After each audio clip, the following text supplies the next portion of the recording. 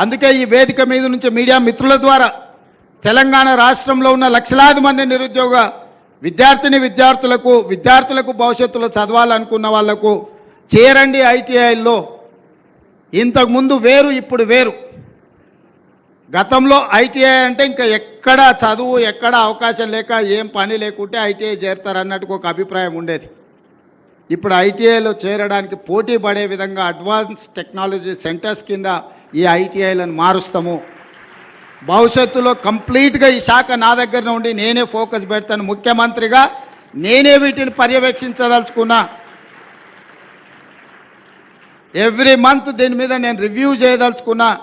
మా శాఖ మంత్రి శ్రీధర్ బాబు గారి సహకారంతో నేనే ప్రత్యక్షంగా పర్యవేక్షించి ఈ రాష్ట్రంలో ఉండే లక్షలాది మంది విద్యార్థులకు ఒక నమ్మకాన్ని, విశ్వాసాన్ని కల్పించాలన్న ఆలోచన.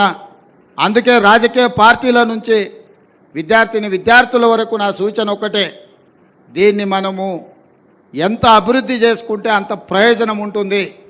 రేపు సాంకేతికంగా నిర్మాణ రంగంలో కానీ, ఇతర రంగాలలో కానీ, ఇండస్ట్రియల్ సెక్టర్లో కానీ, వివిధ రంగాలలో ఏ దేశంలో చూసినా మన రాష్ట్రంలో ట్రైనింగ్ పొందిన, మన రాష్ట్రానికి సంబంధించిన విద్యార్థులే ఉండాలి అని బలంగా కోరుకుంటున్నా.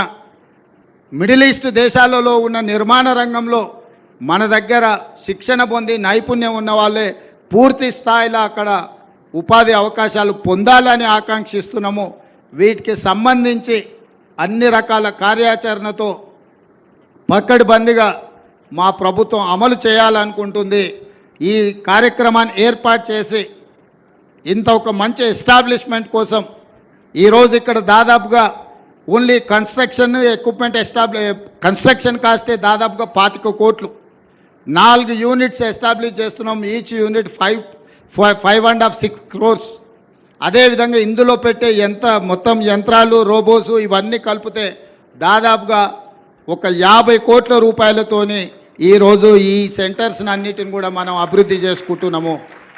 మొత్తం రాష్ట్రంలో 2,324 కోట్ల రూపాయలతోటి 65 ఐటీఐలను అడ్వాన్స్డ్ టెక్నాలజీ సెంటర్స్గా మనము మార్పు చేయబోతున్నాము. ఇది ఖచ్చితంగా ఈ రాష్ట్రంలో ఉండే లక్షలాది మంది విద్యార్థులకు ఉపయోగపడుతుంది. మీరందరూ ఇక్కడ శిక్షణ పొందండి. తప్పకుండా మీకు ఉద్యోగమో లేదా ఉపాధి అవకాశమో వస్తుందని తెలియజేస్తూ మరొక్కసారి కార్యక్రమంలో పాల్గొన్న ఇక్కడున్న మా విద్యార్థులందరికీ శుభాకాంక్షలు తెలియజేస్తూ సెలవు తీసుకుంటున్నాను. ధన్యవాదాలు మిత్రులారా.